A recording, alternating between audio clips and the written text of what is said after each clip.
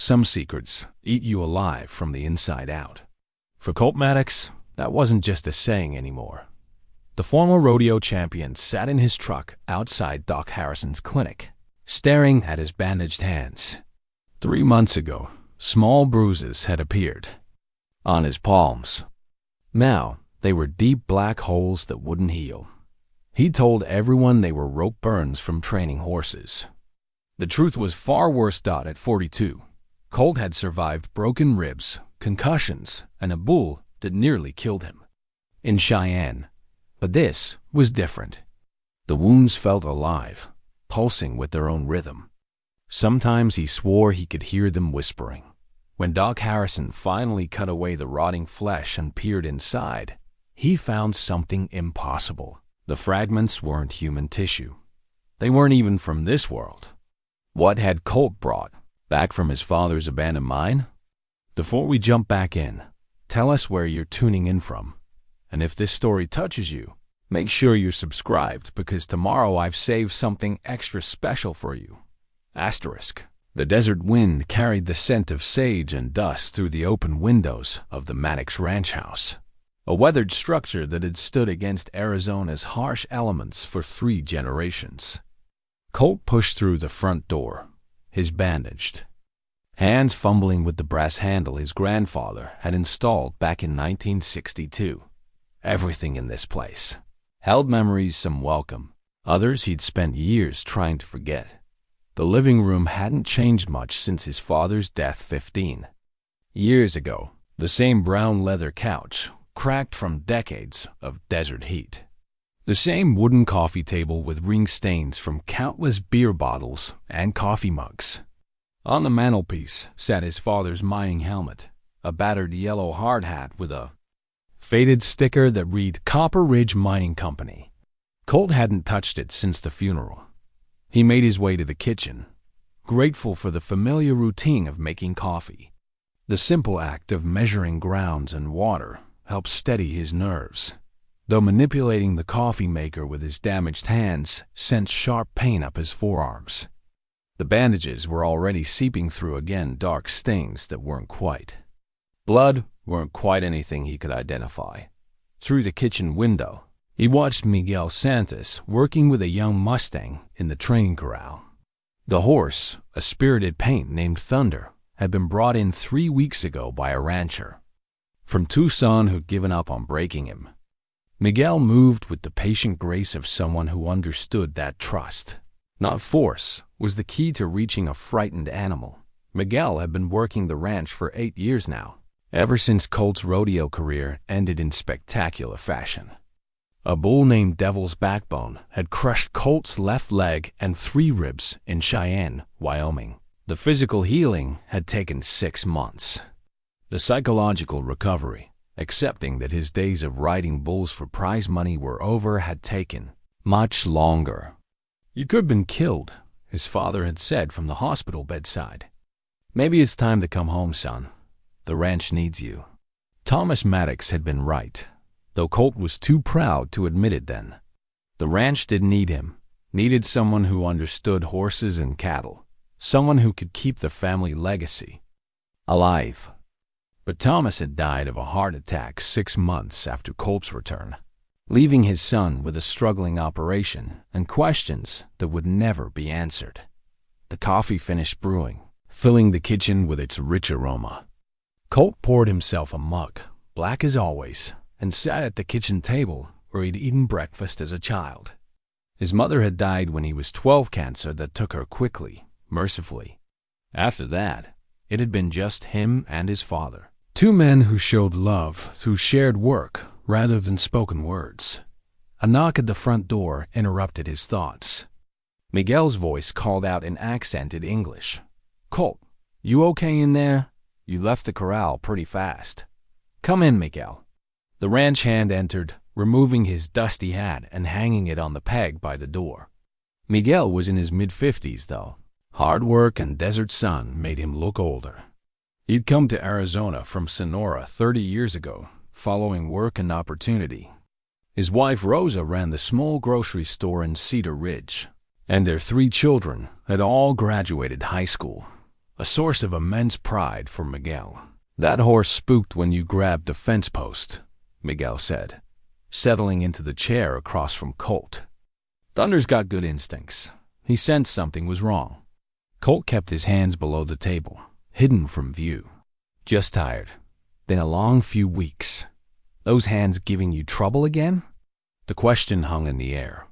Miguel had noticed the bandages, of course. In their line of work, injuries were common, but rope burns didn't typically last months or require constant rewrapping. "They'll heal." Miguel studied him with dark, knowing eyes.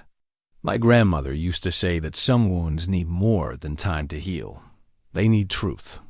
Before Colt could respond, the sound of a pickup truck pulling into the driveway drew their attention.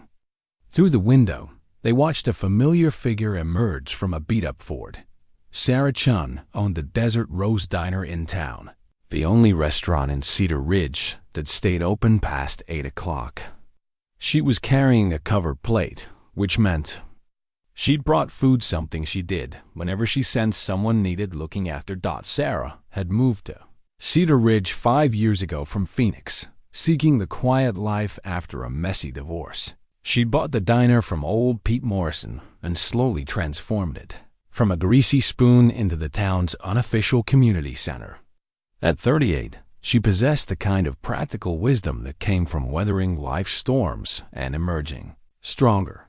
"Colt Maddox, you better let me in," she called through the screen door. "I brought your favorite pot roast and mashed potatoes." Miguel grinned. That woman's got a sixth sense about when folks need feeding. Colt stood, carefully tucking his hands into his jacket pockets. "Come on in, Sarah." She entered with the confident stride of someone accustomed to taking charge. Her black hair was pulled back in a practical ponytail, and her clothes carried the faint aroma of coffee and fresh bread. She set the plate on the kitchen counter and turned to face him with sharp eyes that missed nothing. "You look terrible," she said without preamble. "When's the last time you ate a real meal?" "I eat fine." "Miguel, tell this stubborn cowboy, he looks like hell." Miguel raised his hands diplomatically. "I stay out of fights I can't win." Sarah moved around the kitchen with easy familiarity, retrieving plates and silverware. She'd done this before appointed herself caretaker to Cedar Ridge's more stubborn residents. Her grandfather had been a miner here in the 1970s, and she'd grown up hearing stories about the town's boom and bust cycles, the families who'd built lives from nothing in the harsh desert. "My grandfather used to work the copper mine," she said, setting down 3 plates. "Grandpa Chun, that was on my mother's side. He'd come home with hands black as coal. Took him an hour every night to scrub them clean." Colt's hands throbbed at the mention of the mine. That was different work. Different time, maybe. But he used to talk about the deep tunnels, how some of the older miners wouldn't go down there. Said they found things that didn't belong. She paused, studying Colt's face. Course, miners are superstitious folks, always seeing signs and omens in the dark. The conversation was getting too close to territory Colt wasn't ready to explore. He excused himself to wash up, retreating to the bathroom where he could unwrap his hands in privacy. The sight never got easier to bear. The black craters had grown larger, deeper, and now they pulsed with a faint luminescence that was visible in dim light. The edges were no longer clean wounds. They'd taken on an organic quality, almost like tiny mouths opening and closing with his heartbeat. When he returned to the kitchen, Sarah and Miguel were discussing the upcoming Founders Day celebration. Cedar Ridge held the annual festival every October, a nostalgic celebration of the town's mining heritage. This year marked the 40th anniversary of the mine's closure, though the official reason declining copper prices had always struck some locals as incomplete. "Doc Harrison's organizing the historical display," Sarah was saying. "He wants to include some of the old mining equipment, maybe some photographs of the workers." "My father might be in some of those pictures," Colt said, settling back into his chair. He kept his hands in his lap, away from the light. "Thomas was a good man, Miguel said. Worked hard, looked after his people. The mine closure hit him hard. He felt responsible for the men who lost their jobs. Colt remembered those final years, how his father had grown increasingly withdrawn and troubled. Thomas would disappear for hours, sometimes entire afternoons, claiming he was checking on old equipment or surveying the property. But Colt had suspected there was more to it. His father had seemed haunted, as if carrying the weight of some unspoken burden. Did he ever talk about why the mine really closed? Sarah asked. Official word was economic, Miguel replied. But there were rumors. Some of the miners claimed they'd found something in the deep tunnels, something that wasn't supposed to be. There. What kind of something? Colt found himself asking, despite his reluctance to pursue the topic. Miguel shrugged. Depends who you asked. Some said it was a vein of ore, unlike anything they'd seen before. Others claimed it was something older, something that predated the mountain itself. Sarah leaned forward, intrigued. And what did your father think? He never said much about it. But in his final weeks, before the heart attack, he seemed different, distracted, like he was wrestling with some difficult decision. Colt paused, remembering. He spent a lot of time going through his old papers, his mining journals. Sometimes I'd find him up at 3 in the morning, reading by lamplight. The three of them ate in companionable silence, the pot roast tender and flavorful. Sarah had a gift for comfort food, dishes that somehow made even the most troubled souls feel momentarily at peace. But as the evening progressed, Colt found it increasingly difficult to manipulate his fork and knife.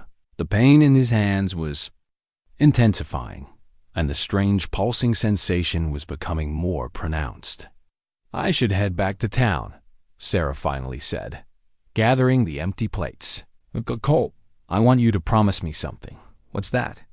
Don't try to handle whatever you're dealing with alone. This town's got a long memory, and sometimes the old stories contain more truth than we want to admit. She touched his shoulder, gently. If you need someone to listen, you know where to find me. After Sarah left, Miguel lingered on the porch, reluctant to end the evening. The ranch hand had developed a paternal affection for Colt, though he was careful not to overstep boundaries. He'd seen too many proud men destroy themselves rather than accept help. That horse we were working with today, Miguel said. Thunder. He's been hurt before. You can see it in his eyes. Makes him skittish, defensive. But underneath all that fear, there's still a good heart. Colt understood the parallel. Some hurts run deeper than others. True, but healing starts with trust. Can't fix what you won't acknowledge. Later, alone in the ranch house, Colt made his way to his father's old study. The room had remained largely untouched since Thomas's death books on geology and mining engineering, faded photographs of the Copper Ridge operation in its heyday, and filing cabinets filled with technical reports and personnel records. On the desk sat a framed photograph of Thomas and Colt, taken at a county fair when Colt was 16. They were standing beside a prize-winning bull, both grinning broadly. It was one of the last pictures taken before Colt left for the rodeo circuit, chasing dreams of fame and prize money. Looking at it now, he could see something in his father's eyes that he'd missed as a teenager, a mixture of pride and worry, as if Thomas knew his son was embarking on a journey that would change them both. Colt opened the top desk drawer, searching, for he wasn't sure what. Inside, he found the usual assortment of pens, paper clips, and business cards. But tucked beneath a stack of invoices was something unexpected, a small brass key he didn't recognize. The key was old, tarnished with age, and bore no identifying marks. It was too small for a door, too large for a jewelry box. Colt held it up to the lamp, studying its unusual design. The head was shaped like a compass rose, with 8 points radiating outward. He'd never seen anything like it among his father's possessions. As he examined the key, a sharp pain lanced through his palms. The wounds were responding to something, pulsing in rhythm with his heartbeat. He set the key on the desk and unwrapped, his hands steeling himself for what he knew he'd find. The black craters had grown again. What had been the size of dimes that morning were now the size of quarters, and the organic quality was more pronounced. The edges rippled slightly, as if breathing, and in the center of each wound, something glinted metallically in the lamplight. Colt stared at his hands, finally acknowledging what he'd been trying to deny for weeks. This wasn't a normal injury. Whatever was happening to him defied rational explanation, and it was getting worse. The connection to his father's mind, to the family history he'd never fully understood, seemed undeniable. Outside, the desert wind picked up, rattling the windows and sending tumbleweeds dancing across the ranch yard. Somewhere in the distance, a coyote howled, a lonely sound that seemed to echo the isolation Colt felt. He was facing something beyond his experience, beyond his ability to handle alone. But tomorrow, he decided, gripping the mysterious key tightly in his wounded palm, he would begin looking for answers. Even if it meant confronting truths his father had died keeping secret. The morning sun cast long shadows across the training corral as Colt worked with a spirited mare named Duchess. She was a beautiful chestnut with intelligent eyes, brought in by a family from Flagstaff who'd heard about his reputation for gentling difficult horses. Under normal circumstances, Colt would have approached the work with patient confidence. Today, every movement sent waves of agony through his hands. He'd wrapped the bandages extra tight that morning, hoping to maintain his grip on the lead rope. The wounds had continued growing overnight, and now they extended beyond his palms onto his fingers. Whatever was happening to him was accelerating. "Easy, girl," he murmured, guiding Duchess in a slow circle around the corral. The mare sensed his tension, her ears flicking nervously as she tested his authority. Horses were honest creatures. They reflected the emotional state of whoever handled them. Miguel watched from the fence rail, his expression concerned. "Maybe we should take a break today, boss. You don't look so good." "I'm fine," Colt insisted, though his voice lacked conviction. The pain was becoming harder to mask, and he could feel moisture seeping through the bandages. "Just need to work through it." But as he attempted to guide Duchess through a direction change, his left hand cramped violently. The lead rope slipped from his grip, and the mare, startled by his sudden movement, reared back with a frightened whinny. "Whoa!" Miguel vaulted over the fence, moving quickly to calm the spooked horse. "Easy, Duchess. Easy now." Colt stumbled backward, clutching his hand to his chest. The pain was unlike anything he'd experienced, not just a burning sensation he'd grown accustomed to, but something deeper, as if the wounds were being torn open from the inside. "Colt," Miguel secured the mare and rushed to his side. "What's happening? Your face is white as a sheet." The world tilted sideways. Colt felt his knees buckle as consciousness slipped away from him. The last thing he remembered was hitting the dirt hard, tasting dust and blood in his mouth. He came to in the cab of Miguel's pickup truck, his head resting against the passenger window. Through blurred vision, he could see the familiar storefronts of Cedar Ridge's main street passing by. "Stay with me, amigo," Miguel was saying, his voice tight with worry. "We're almost at Doc Harrison's." Colt tried to speak but managed only a groan. His hands felt like they were on fire, and when he looked down, he saw that blood had soaked through the bandages completely. Dark stains spread across his shirt, and the metallic smell filled the truck's cab. Doc Harrison's clinic occupied a converted Victorian house on Elm Street, complete with a wraparound porch and hand-painted sign that had weathered 40 years of desert sun. Edwin Harrison had been Cedar Ridge's only physician for 3 decades. A man who'd chosen small-town practice over the lucrative opportunities available in Phoenix or Tucson. Miguel helped Colt out of the truck, supporting him. As they climbed the steps to the clinic entrance, The waiting room was empty except for Martha Hendricks, the elderly receptionist who'd worked for Doc Harrison since the Carter administration. "Good Lord," Martha exclaimed, rising from her desk. "What happened to him?" "Some kind of accident," Miguel said, though his voice suggested he suspected otherwise. "His hands are bleeding pretty bad." Doc Harrison emerged from an examination room, a tall, lean man in his 60s with silver hair and gentle eyes behind wire-rimmed glasses. He took one look at Colt's condition and gestured toward the back.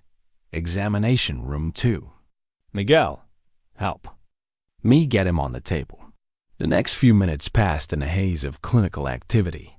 Doc Harrison cut away the blood-soaked bandages while explaining his actions in the calm, reassuring tone he'd perfected over decades of practice. "I'm going to clean these wounds and see what we're dealing with," he said. "Colt, can you tell me how this happened?" "Not sure," Colt managed, his voice hoarse. "Started as bruises 3 months ago. Been getting worse." As the final layer of bandaging came away, Doc Harrison's expression shifted from professional concern to something approaching shock. He leaned closer, adjusting his glasses as if doubting what he was seeing. He paused, collecting himself. "Colt, these aren't typical wounds. Can you describe the pain?" "Like something's eating me from the inside out." Colt tried to sit up, but Doc Harrison gently pressed him back down. "Don't move. I need to examine this more carefully." What followed was the most thorough medical examination of Colt's life. Doc Harrison photographed the wounds from multiple angles, measured their depth and diameter, and took samples of the mysterious fluid that seeped from their centers. Throughout the process, he maintained the focused demeanor of a scientist confronting an impossible puzzle. "I'm going to need to extract some of this material," Doc Harrison said finally, holding up a pair of surgical forceps. "There appears to be foreign matter embedded in the tissue." The extraction process was excruciating. Using magnification glasses and surgical instruments, Doc Harrison carefully removed fragments from the depths of each wound. What he found defied every principle of his medical training. "These aren't organic," he said, holding up a piece of material no larger than a rice grain. Under the examination light, it gleamed with an oily, metallic luster, but they're not entirely inorganic either.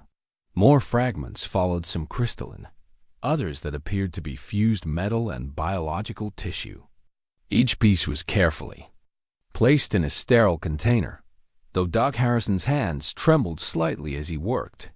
"Doc?" Miguel spoke from the corner where he'd been waiting silently. "What are you finding in there?" "I honestly don't know." Doc Harrison set down his instruments and removed his gloves. "In 40 years of practice, I've never seen anything like this. These materials don't correspond to any known pathology." Colt forced himself to focus through the pain medication Doc Harrison had administered. "What does that mean?" "It means we need to run extensive tests. I want blood work, tissue samples, and I'm going to send these fragments to a laboratory in Phoenix for analysis." Doc Harrison's voice carried the weight of a man confronting the limits of his knowledge. "Colt, I have to ask, have you been exposed to any unusual chemicals? Radioactive materials? Anything that might explain this condition?"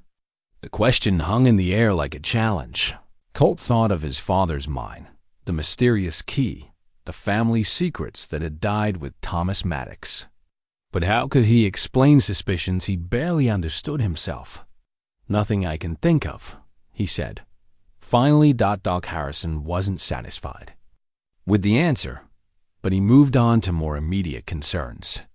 "I'm going to clean and dress these wounds with a specialized bandaging system. The material I extracted appears to be causing an inflammatory response, and I need to prevent infection." As Doc Harrison worked, Miguel stepped closer to the examination table. "Boss, I've been thinking. Maybe this has something to do with the old mine. Your father spent a lot of time up there in his final months." "The Copper Ridge mine?" Doc Harrison looked up sharply. I remember when that closed. There were some unusual circumstances, though I was never privy to the details. What kind of circumstances? Colt asked.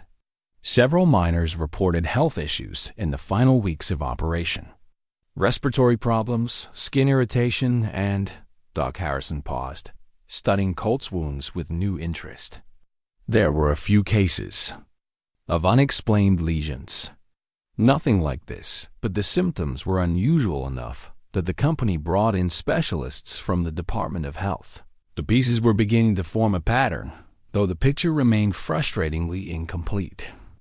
Colt's father, the mine closure, the mysterious health issues, all connected by threads he was only beginning to see. "Doc, I need to ask you something," Colt said as the physician finished applying fresh bandages.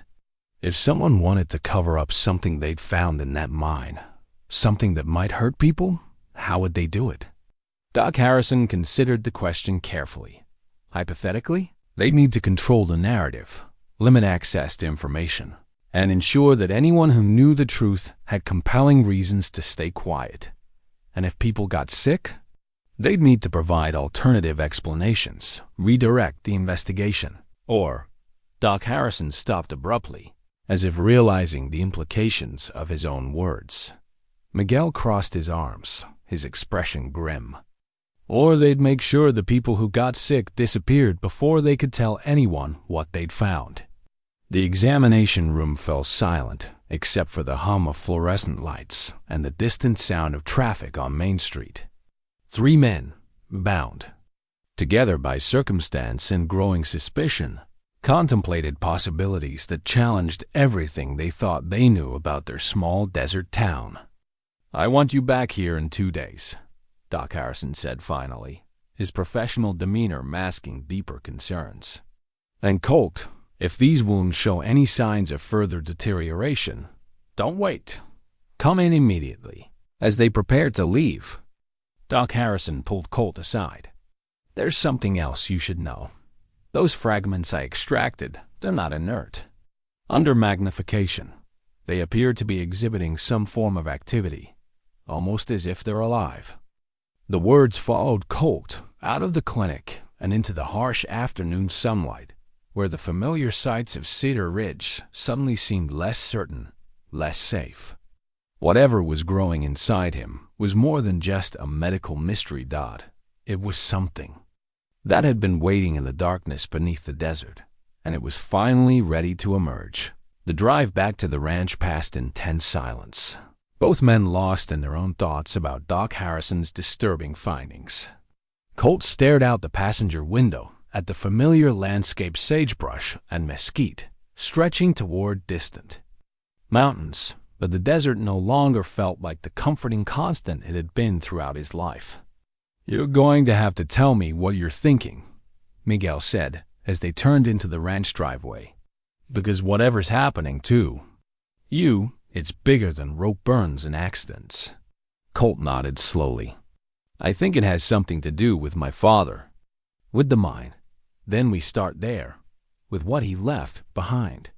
Back at the ranch house, Colt led Miguel to his father's study. The room still carried the faint scent of pipe tobacco and old leather, as if Thomas Maddox's presence lingered in the air. Miguel had been in the house countless times over the years, but never in this particular room. He stood in the doorway, respectful of boundaries that death had made sacred. "He kept everything," Colt said, gesturing toward the filing cabinets and bookshelves. "Every report, every photograph, every piece of paperwork from 30 years in the mining business." They began systematically searching through the desk drawers.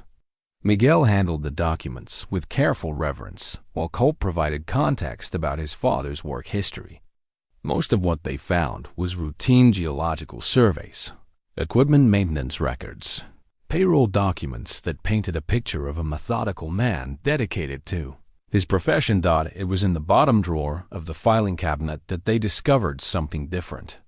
"This is interesting," Miguel said, pulling out a leather-bound journal wrapped in oilcloth. "It's been protected from moisture, like someone wanted to preserve it." Colt accepted the journal with trembling hands. The leather cover was worn, smooth from handling, and his father's initials were embossed in faded gold lettering. Inside, Thomas Maddox's careful handwriting filled page after page with entries dating back 20 years. "Listen to this," Colt said, reading from an entry dated March 15, 1985. Team reports unusual formations in Shaft 7, approximately 800 feet below ground level. Geological composition unlike anything in previous surveys. Samples sent to university. Lab for analysis. Miguel leaned closer. "Keep reading." The entries continued chronologically, documenting what appeared to be an increasingly extraordinary discovery. Thomas's writing grew more urgent as the weeks progressed, detailing crystalline structures that seemed to generate their own light, mineral deposits that didn't match any known classifications, and equipment malfunctions that defied explanation. April 2, 1985, Colt continued. Third equipment failure in Shaft 7. Drilling machinery seized up completely, despite full maintenance. 2 days ago, workers report strange sensations, tingling in hands and feet, minor skin irritation. Recommended safety protocols and limited exposure. Your father was documenting everything, Miguel observed. Like he knew something wasn't right. The journal entries became more troubling as they progressed.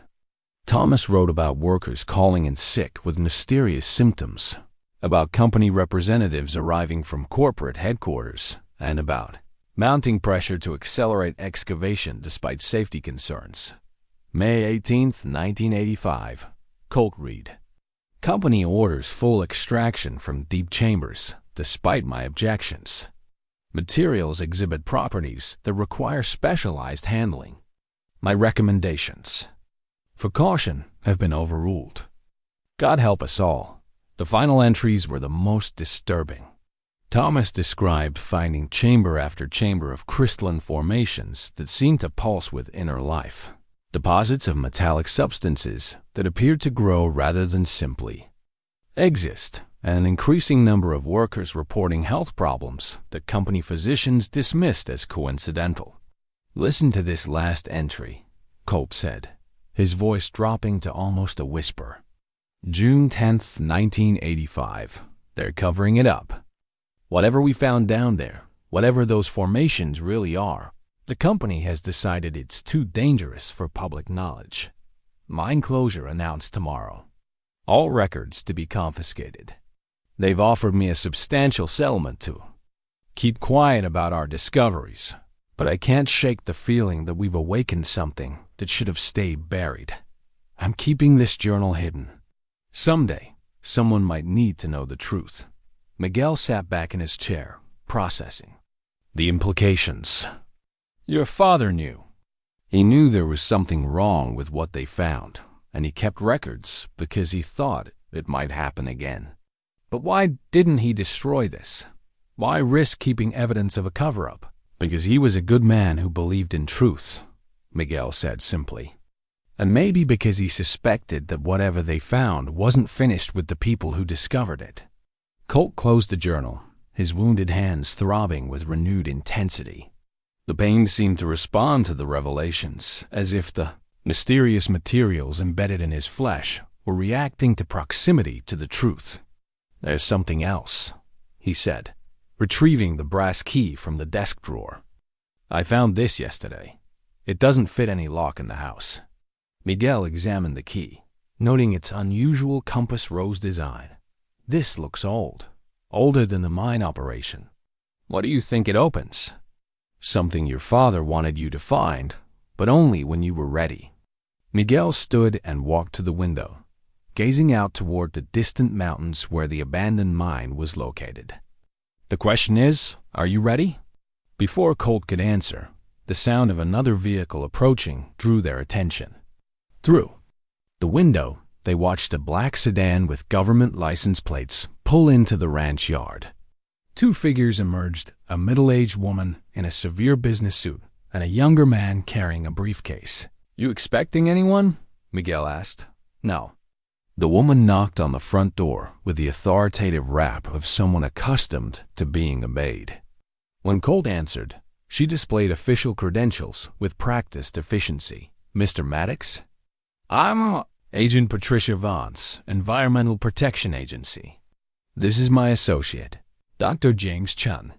We understand you've had some recent medical issues that might be related to environmental contamination." Colt's hand instinctively moved to his bandaged palms. "I'm not sure what you're talking about. We've received a report from Dr. Harrison regarding some unusual medical findings. Our agency has protocols for investigating potential exposure to hazardous materials." Agent Vance's tone was professionally cordial, but her eyes were sharp and calculating. "May we come in?" Miguel appeared at Colt's shoulder, his presence protective. "What kind of hazardous materials?" "The kind that might be found in abandoned mining operations," Dr. Chun replied. He was younger than his colleague, with nervous energy and thick glasses that magnified his eyes. "Particularly operations that were closed due to safety concerns." Agent Vance stepped forward slightly. "Mr. Maddox, we're here to help, but we need your cooperation to determine if you've been exposed to dangerous substances that could affect other members of the community." The situation felt orchestrated, too convenient to be coincidental. How had federal agents learned about his condition so quickly? And why would the EPA be investigating a medical case? "I appreciate your concern," Colt said carefully, "but I'm receiving excellent medical care from Dr. Harrison." "Of course, but Dr. Harrison isn't equipped to handle exposure to exotic materials that might require specialized treatment." Agent Vance produced a document from her briefcase. "We'd like your permission to conduct some additional tests, just to rule out any public health risks." Miguel stepped closer to Colt. "What kind of tests?" "Blood work, tissue samples, environmental assessment of the property." Dr. Chun's voice carried the enthusiasm of a scientist presented with an interesting puzzle. Standard protocols for suspected exposure to unusual contaminants. Colt felt the weight of his father's journal in his jacket pocket, its revelations fresh in his memory. These people had arrived too quickly, knew too much, and their explanations felt rehearsed. His father had written about company representatives and government officials who'd helped orchestrate the mine's closure and cover-up. "I need some time to think about it," Colt said. Agent Vance's expression tightened slightly. "Mr. Maddox, if you've been exposed to hazardous materials, time is a critical factor. Delayed treatment could result in permanent damage or worse. Then I'll be sure to get back to you soon." Colt began closing the door. "How can I reach you?" "We'll be in town for the next few days. Dr. Harrison has our contact information." Agent Vance's professional smile didn't reach her eyes. "We hope you'll reconsider, Mr. Maddox, for your own safety and the safety of your community." As the sedan pulled away, Miguel shook his head grimly. That felt like a threat. It was a threat. Colt watched until the vehicle disappeared down the main road. The question is, what are they really afraid of? The Cedar Ridge Town Hall occupied a modest brick building constructed in 1952, complete with a faded American flag and a hand-lettered sign announcing office hours. Colt had visited the building only a handful of times in his life to register vehicles, renew permits, or handle the occasional bureaucratic requirement that came with ranch ownership. Today, he was searching for answers that might explain why federal agents were suddenly interested in his medical condition. The records office was staffed by Eleanor Morrison, Pete's widow, who'd worked for the town government since the Eisenhower administration.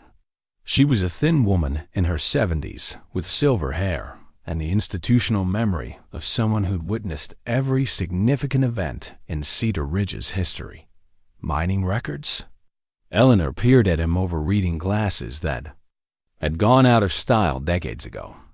"Well, I suppose we've got some of that." Most of the official documents were transferred to the county seat when Copper Ridge closed, but we kept copies of the local permits and safety reports. She led him to a storage room filled with filing cabinets and cardboard boxes labeled with years spanning back to the town's incorporation. The mining files occupied an entire cabinet, organized by year and permit type. What exactly are you looking for, Colt? This isn't like you to go digging through old paperwork. Just trying to understand what my father was working on before he died. Found some of his old journals, and they mentioned projects I'd never heard about. Eleanor's expression softened with sympathy. Thomas was a good man. Took the mine closure harder than most, though he never talked much about why. Colt spent the next hour reviewing documents that painted a picture of the Copper Ridge Mining Company's final months. The official paperwork told a story of declining profitability and market pressures, but between the lines, he found hints of something more troubling. Safety incident reports from early 1985 documented an unusual number of equipment failures and worker injuries. The language was bureaucratic and carefully neutral, but the pattern was clear. Something had changed in the mine's deeper levels around the time his father's journal entries became increasingly concerned. Eleanor, do you remember anything unusual about the mine closure? Any talk around town about why it happened so suddenly? The elderly woman glanced around the empty records room, then leaned closer. There was talk, but folks learned not to repeat it too loudly. Some of the miners claimed they'd found something down there that wasn't copper. Something that made people sick just being near it. What kind of sick? Skin problems, mostly. Rashes and sores that wouldn't heal. A few men reported strange dreams, like something was trying to communicate with them. Eleanor shook her head. Course, miners are superstitious folk. Spend enough time underground, and you start seeing things that aren't there. Colt thought of his own wounds, the way they seemed to pulse with their own rhythm. Did anyone try to investigate these claims? Company brought in some specialists, government types. But after they visited, the men who'd been complaining either changed their stories or left town entirely. Eleanor's voice dropped to a whisper. My late husband Pete always said those government men looked more like soldiers than scientists. As Colt prepared to leave, Eleanor handed him a manila folder she'd kept separate from the official files. This isn't part of the public record, but I thought you might want to see it. Your father gave it to me a few weeks before he died, asked me to hold on to it in case anyone ever came asking questions. Inside the folder, Colt found geological survey maps of the mine's tunnel system. Unlike the simplified diagrams in the official records, these showed detailed layouts of excavated areas, including a series of deep chambers marked with warning symbols and the notation restricted access authorization required. One map in particular caught his attention. It showed a network of natural caverns that extended far below the original mining operation, areas that appeared to predate the human excavation by millennia. In red ink, someone, presumably his father, had marked several locations with the notation anomalous materials do not disturb. Did my father ever explain what these markings meant? He said they represented areas where the mining company had found things that didn't belong in a copper mine. Things that might be dangerous if disturbed or removed. Eleanor studied his face carefully. Colt, are you in some kind of trouble? You look like a man carrying a heavy burden. Before he could answer, his hands erupted in sharp pain. The wounds beneath his bandages seemed to respond to proximity to the maps, pulsing with an intensity that made him gasp. Through the fabric, he could see a faint glow emanating from his palms. Colt! Eleanor reached for him as he swayed on his feet. What's wrong? I'm fine, he managed, though sweat beaded on his forehead. Just tired. But he wasn't fine, and they both knew it. Whatever was embedded in his flesh was reacting to something, the maps, the proximity to information about the mine, or perhaps just the growing certainty that his condition was connected to his father's final discoveries. He left the town hall with copies of the maps and a growing sense of urgency. The mysterious key in his pocket, his father's journal, and now these detailed surveys were pieces of a puzzle that was finally beginning to take shape. But each revelation brought new questions and an escalating sense that time was running out. His next stop was the Desert Rose Diner, where Sarah Chun was preparing for the dinner rush. The familiar warmth of the restaurant and the aroma of fresh coffee provided a momentary respite from the morning's disturbing discoveries. "You look terrible," Sarah said without preamble, pouring him coffee without being asked. "Whatever you've been doing today, it's taken a toll. Research, learning, things about my family I wish I didn't know." Sarah settled into the booth across from him, her expression serious. "Want to talk about it?"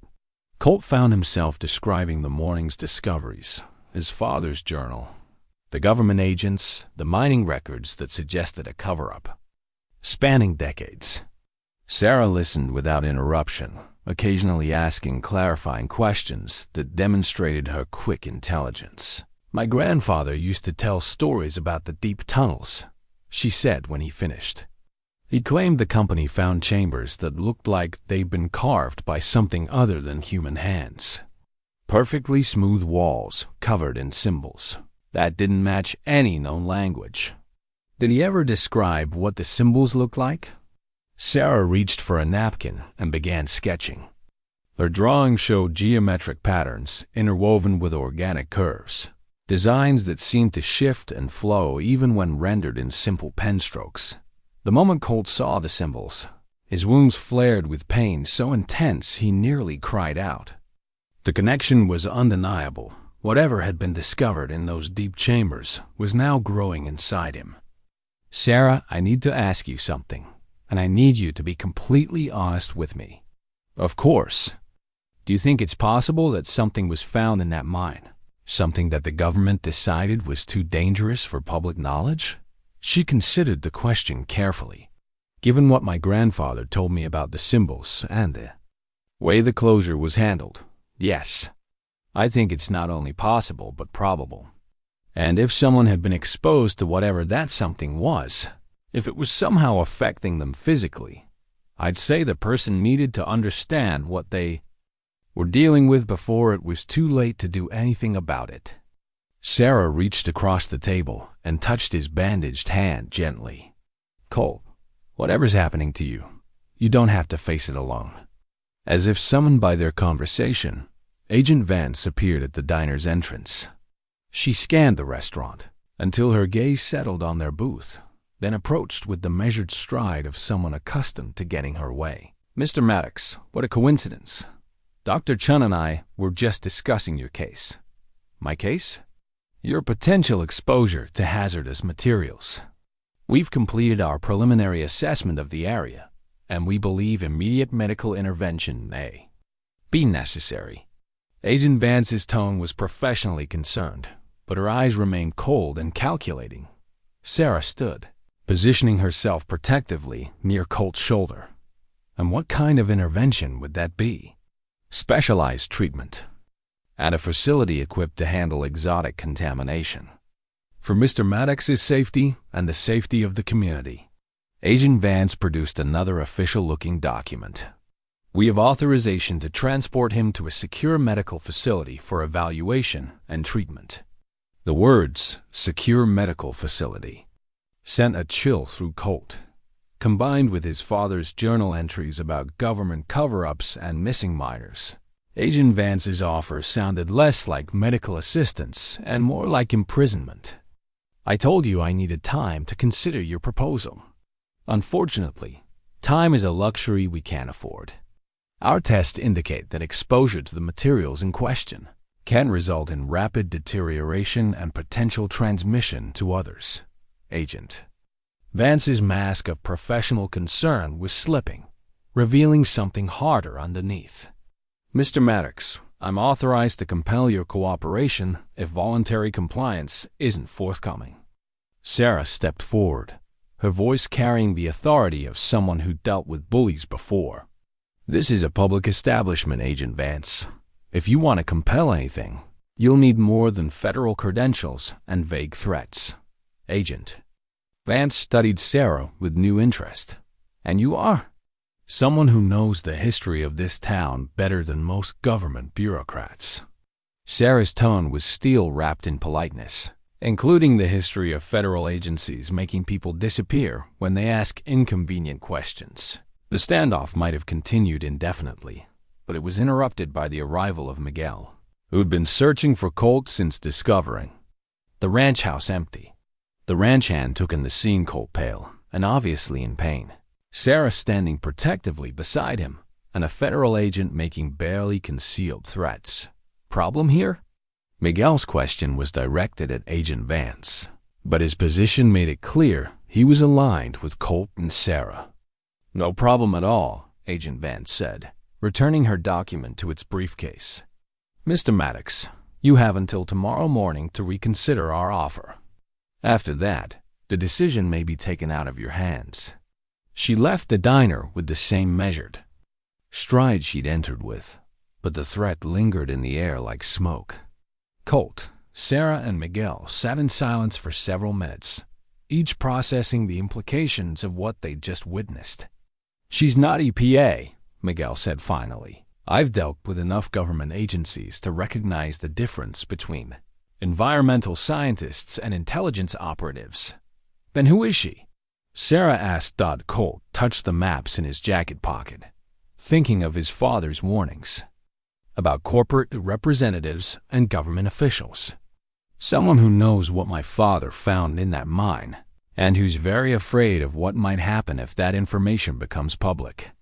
The question was no longer whether he would investigate the abandoned mine. The question was whether he could uncover the truth before Agent Vance and her associates decided he knew too much to remain free. The sun hung low on the horizon as Colt's pickup truck navigated the winding dirt road that led to the abandoned Copper Ridge mine.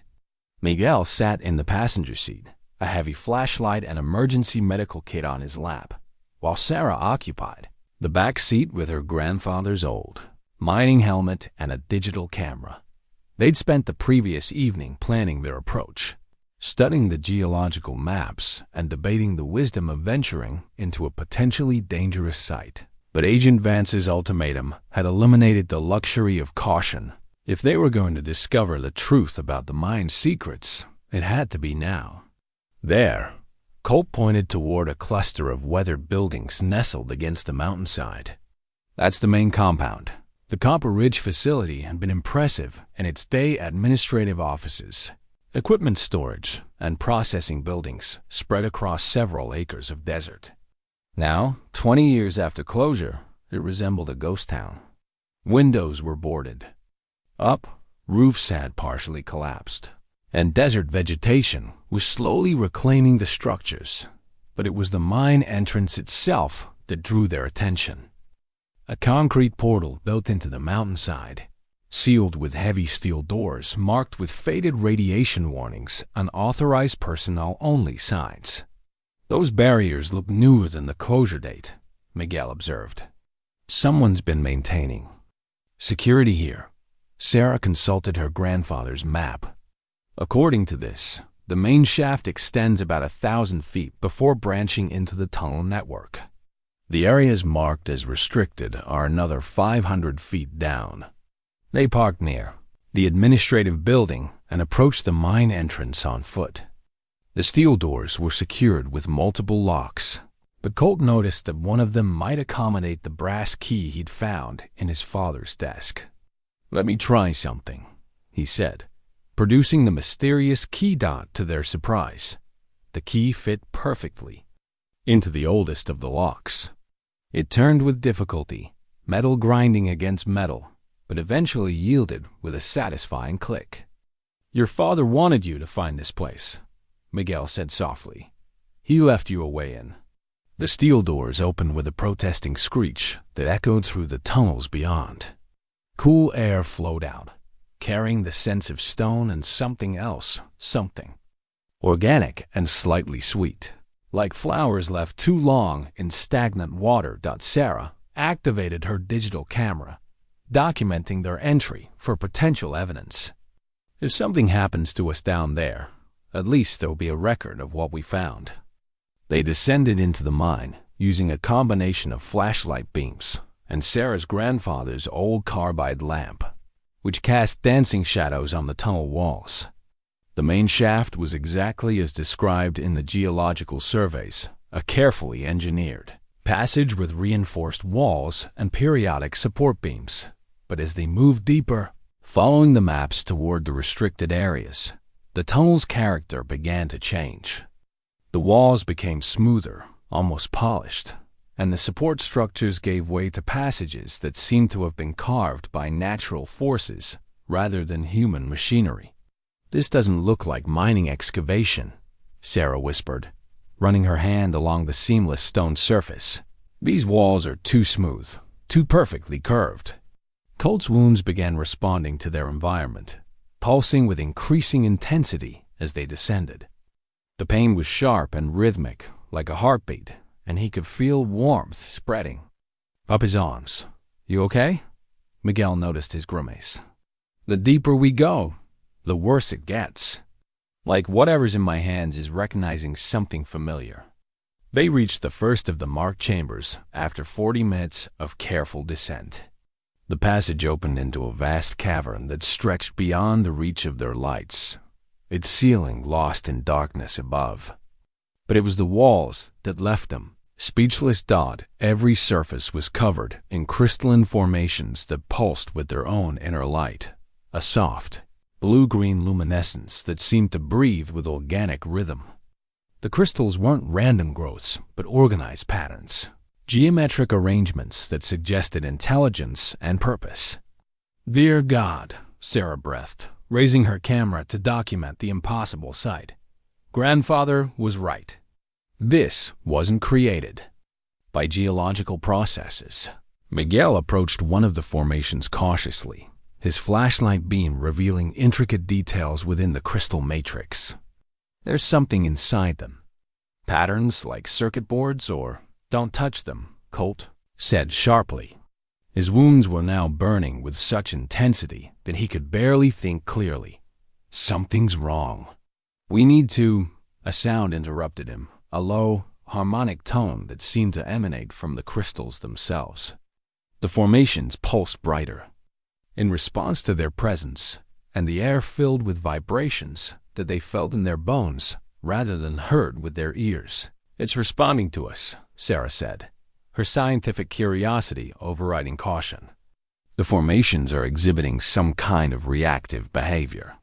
But Colt was experiencing something far more intense than scientific observation. The materials embedded in his wounds were resonating with the crystalline formations, creating a connection that transcended physical sensation. Images flashed through his mind, memories that weren't his own.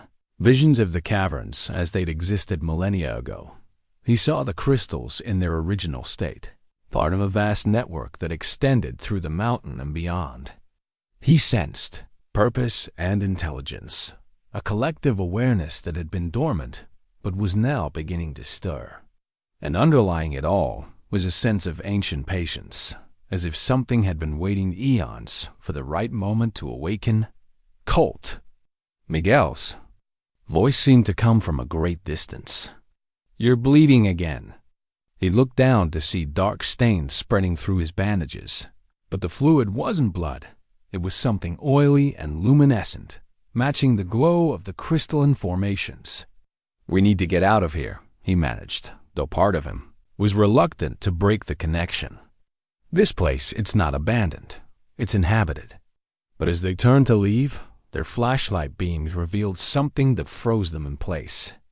Scattered throughout the cavern were human remains, not ancient bones, but relatively recent skeletons still wearing mining clothes and equipment. Sarah moved closer to examine one of the bodies, her medical training overriding her fear. "These men have been dead for years, but the bodies are perfectly preserved. No decomposition, no scavenger damage." "More than that," Miguel said grimly, kneeling beside another skeleton. "Look at their hands. Each of the dead miners displayed the same wounds that were currently consuming Colt black craters in their palms. Though in these preserved remains, the wounds had become perfect circular openings filled with the same crystalline material that covered the cavern walls. They didn't die, Colt realized with growing horror. They were transformed. Whatever's happening to me, it happened to them first. The harmonic tone intensified, and the crystal formations pulsed brighter. Throughout the cavern, the preserved miners began to stir, not returning to life, but responding to some signal that Colt's presence had triggered. "Time to go," Miguel said firmly, grabbing Colt's arm. Now, they fled toward the tunnel entrance, their lights bouncing wildly as they navigated the smooth passages. Behind them, the harmonic tone grew louder, and the glow from the crystalline formations cast moving shadows that seemed to follow their retreat. "The entrance!" Sarah pointed toward the blessed sight of the steel doors and daylight beyond. They burst out of the mine, into the desert evening, gasping and shaking from their underground encounter. But as they caught their breath, Colt realized that something fundamental had changed. The connection he'd felt to the crystalline formations hadn't been severed by distance, if anything. It was growing stronger. The materials in his wounds were no longer foreign invaders. They were part of something larger, something ancient and patient that had been waiting beneath the desert for the right moment to reclaim the surface world. And now, through him, it finally had found a way to emerge. The drive back to town passed in stunned silence, each of them processing what they'd witnessed in the mine's depths. Colt's hands had stopped bleeding, but the wounds now glowed with the same blue-green luminescence they'd seen in the crystalline formations. Whatever connection had been established underground was growing stronger by the hour. Back at the ranch house, they spread Sarah's photographs across the kitchen table like pieces of a puzzle that defied logical assembly. The images captured the impossible crystalline structures that pulsed with organic life, preserved human remains that had been transformed rather than killed, and geometric patterns that suggested intelligence far beyond human understanding. "We need to research the mining company," Sarah said, studying a photograph of the crystal formations. "Find out who really ordered the closure and why they've been maintaining security at the site." Colt had been thinking along similar lines.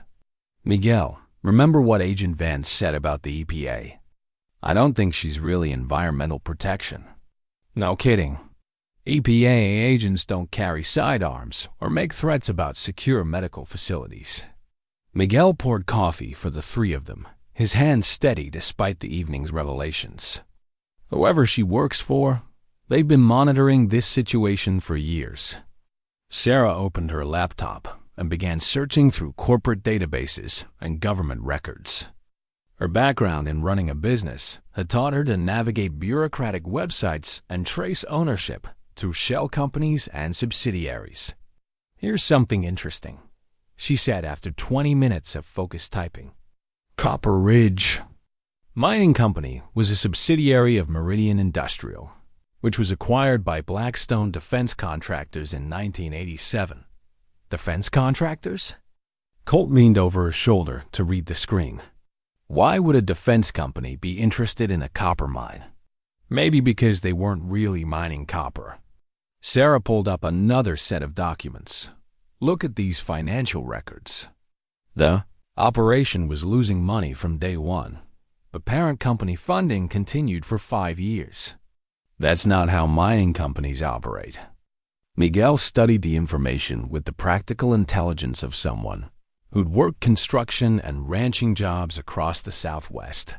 Those numbers don't make sense. You don't keep funding a losing operation unless you're getting something more valuable than copper. As Sarah continued her research, Colt noticed changes in his physical condition that went beyond the glowing wounds.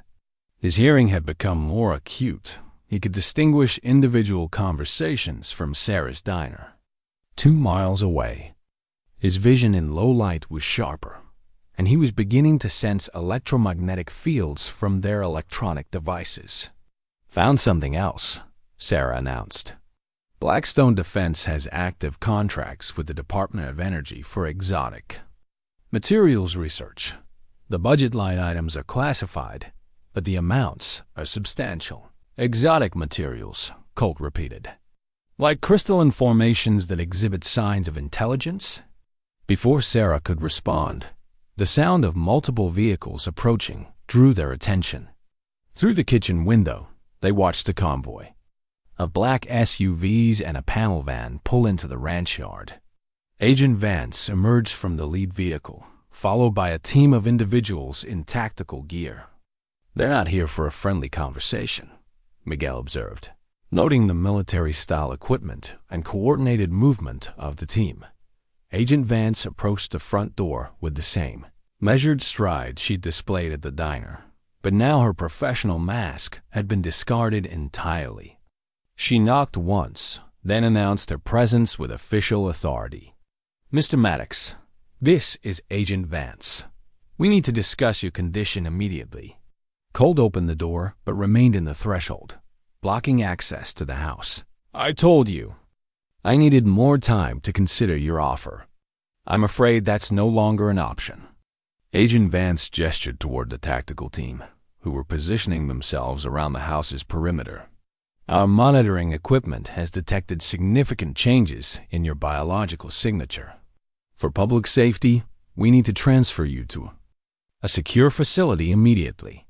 "What kind of monitoring equipment?" Sarah appeared beside Colt, her laptop open to the Blackstone Defense contracts.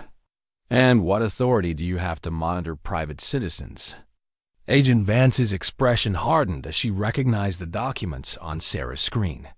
"Ms. Chun, I'd advise you not to involve yourself in matters of national security." "National security?"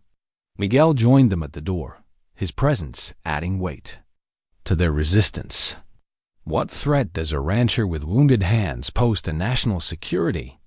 "The kind of threat that could compromise 20 years of careful containment." Agent Vance's patience was clearly exhausted. "Mr. Maddox, what you're experiencing isn't a medical condition, it's a contamination event. And if it's not controlled immediately, it could spread beyond our ability to manage." Colt felt the truth in her words, though not for the reasons she assumed. The connection he'd established with the crystalline formations was indeed spreading, but it wasn't a contamination, it was an awakening. Whatever slept beneath the desert was using him as a conduit to understand the surface world. "What exactly are you afraid of?" he asked. "We're afraid of a repeat of the Tunguska event, the Roswell incident, or any number of other situations where contact with exotic materials resulted in uncontrolled phenomena." Agent Vance's admission revealed more than she probably intended. "Mr. Maddox, you're not sick. You're becoming something else. And we can't allow that transformation to continue." The tactical team was moving closer, preparing for what appeared to be a forced extraction. But as they approached, Colt's enhanced senses detected something else: additional vehicles approaching from multiple directions, surrounding the ranch with a precision that suggested extensive planning. "Sarah, Miguel," he said quietly. "Whatever happens next, remember that the truth is in those photographs. Someone needs to survive to tell the story." Agent Vance raised her hand, apparently signaling the tactical team to begin their operation. But before they could act, the lights in the ranch house began flickering and blazing with unusual intensity.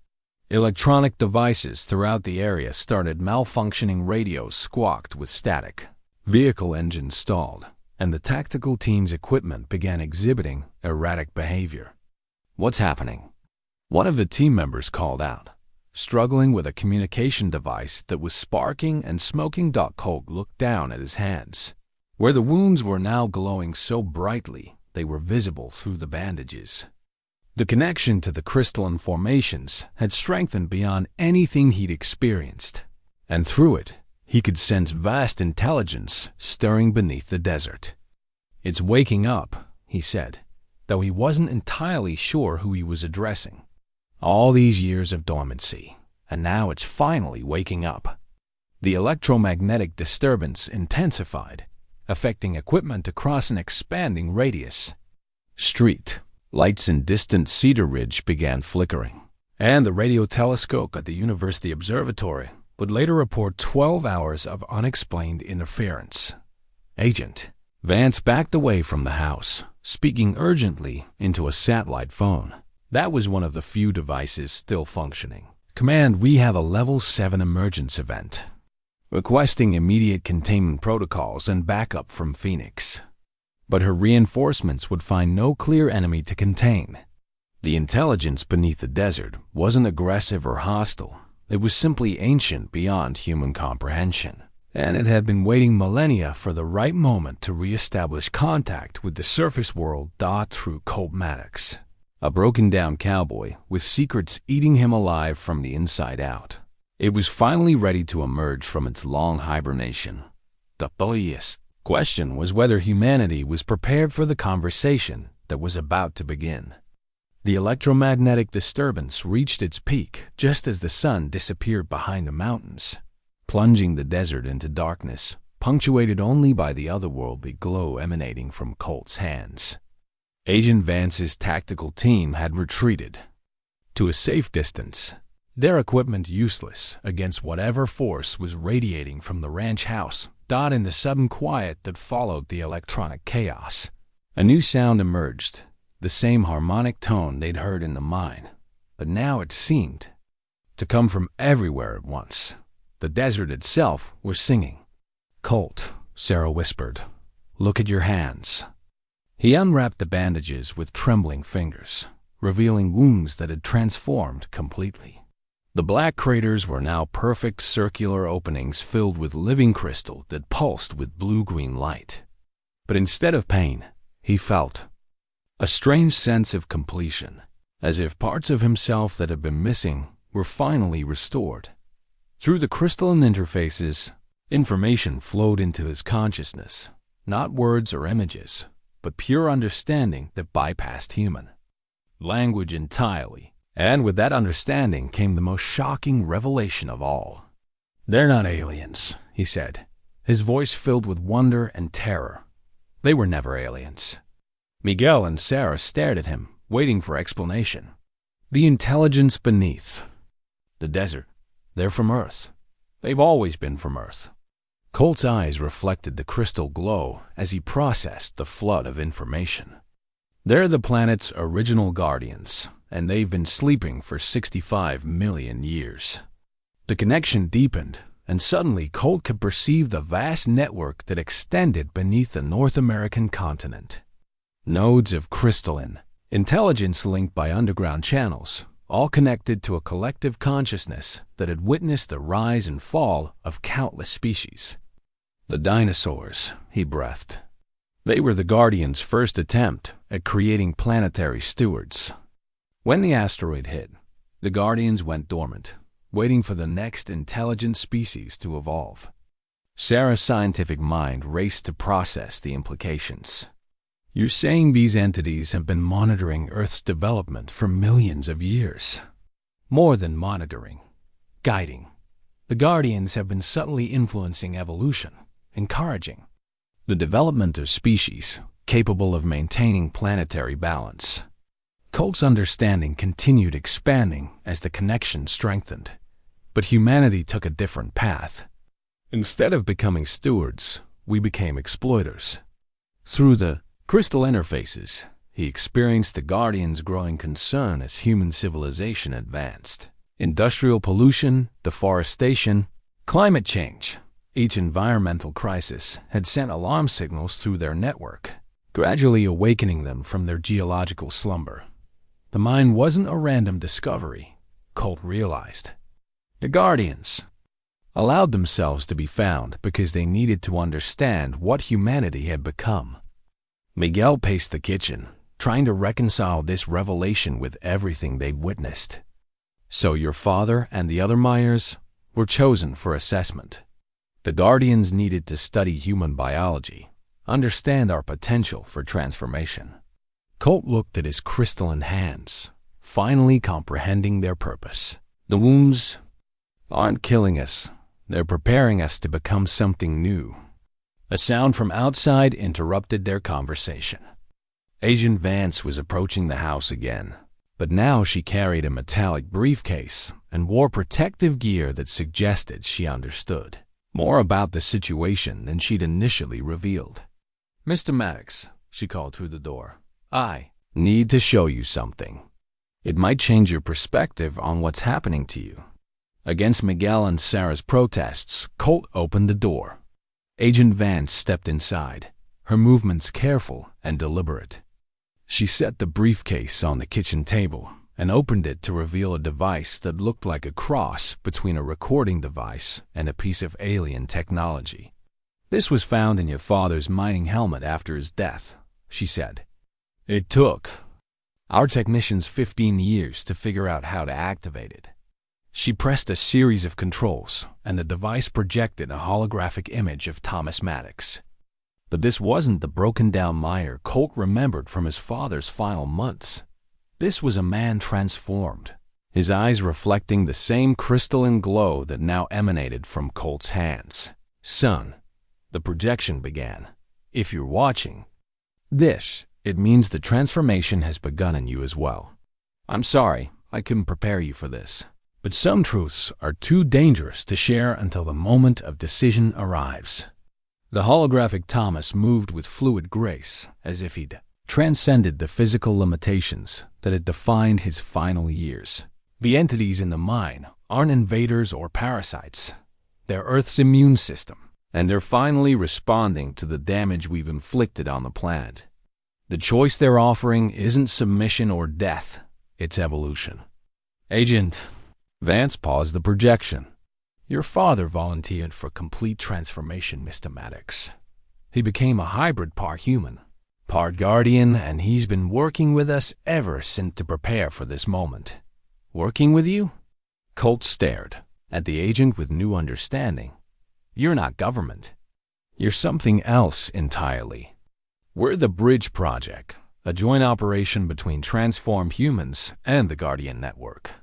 Our mission is to facilitate humanity's peaceful transition to planetary stewardship."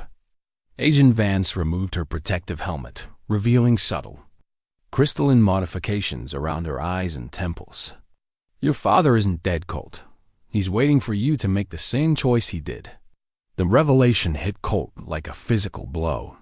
His father alive, transformed, working with an organization that spanned the boundary between human and guardian consciousness.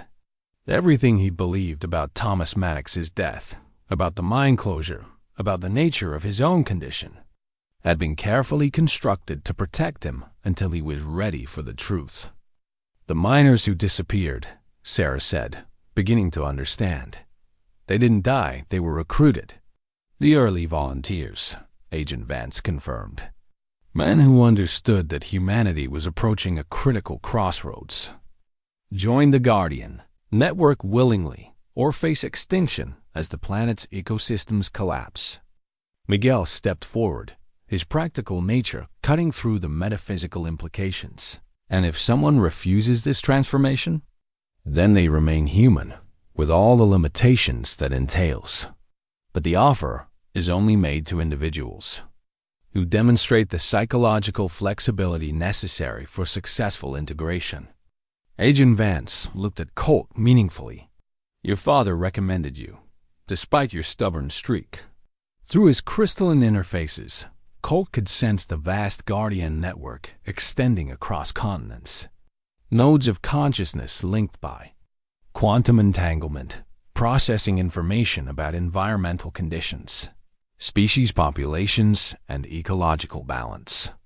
It was beautiful and terrifying, a collective intelligence dedicated to planetary preservation. The electromagnetic disturbances, he realized, their communications. The Guardians are coordinating a global awakening. "Tomorrow night, Agent," Vance confirmed. "Nodes across the planet will activate simultaneously, offering the transformation to selected humans. Those who accept will become bridges between human civilization and Guardian consciousness. Those who refuse will watch their world die around them as the planet heals itself." Colt finished. The choice was overwhelming in its implications. "Accept transformation, and help guide humanity toward environmental stewardship, or remain unchanged and watch as the Guardian Network implemented solutions that might not include human survival. But as he considered his options, Colt realized that the choice had already been made. The moment he'd found his father's journal, followed the clues to the mine, and allowed the crystalline materials to establish their connection, he committed himself to this path. "Where is he?" Colt asked. "Where is my father?" Agent Vance smiled, the first genuine expression he'd seen from her. "He's waiting at the primary node, about 50 miles north of here. The Guardian Network's central processing center for this region." She gestured toward the window, where the distant mountains glowed with the same blue-green luminescence that pulsed through Colt's hands. "He's been waiting 20 years for you to join him, son. The question is, are you ready to become something more than human?"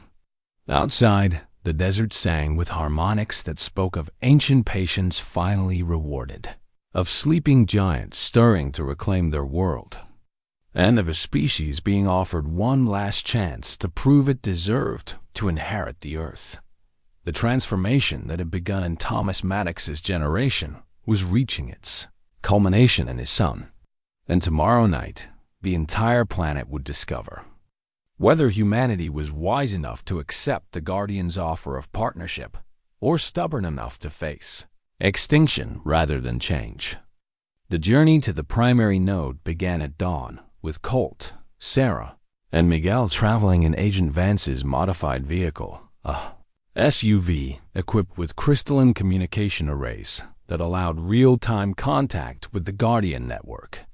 As they drove deeper into the desert, the landscape itself seemed to respond to their approach, with crystalline formations breaking through the surface, like flowers blooming in fast forward. "The awakening accelerated once you made contact," Agent Vance explained, monitoring readings on a dashboard display that looked more like alien technology than terrestrial engineering. "Your father's genetic template was encoded into the network 20 years ago. When you activated the connection, it triggered a cascade response across the entire continental grid." Colt studied his transformed hands, marveling at how natural the crystalline interfaces had begun to feel. Through them, he could sense the vast intelligence stirring beneath the North American continent, a consciousness so ancient and complex that human language couldn't adequately describe it. "How many others are like me?" he asked. "Currently, about 300 worldwide. But if tonight's activation succeeds, that number will increase to approximately 10,000.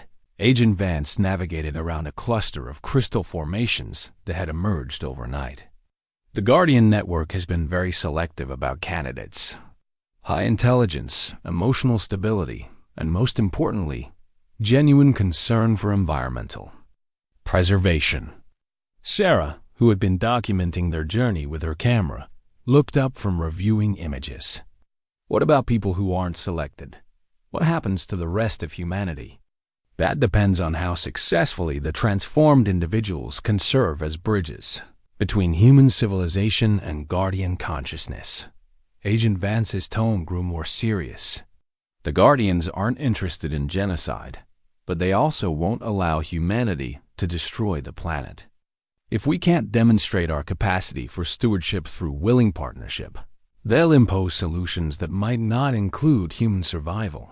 Miguel finished grimly as they climbed into the mountains. The evidence of Guardian awakening became increasingly dramatic.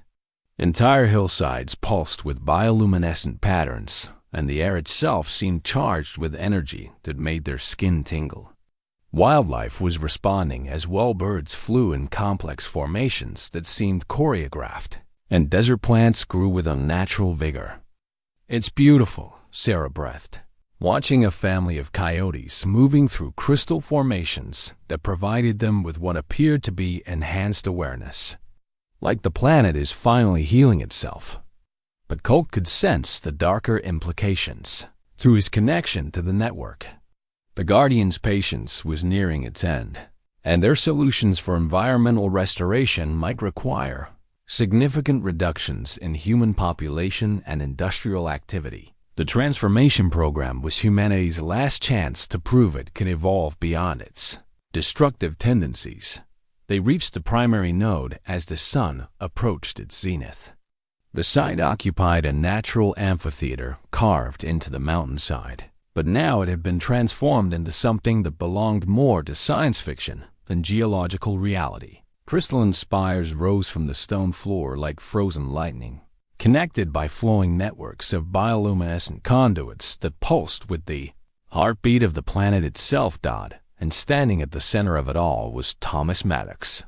Colt's father had been transformed far beyond what Agent Vance's modifications suggested.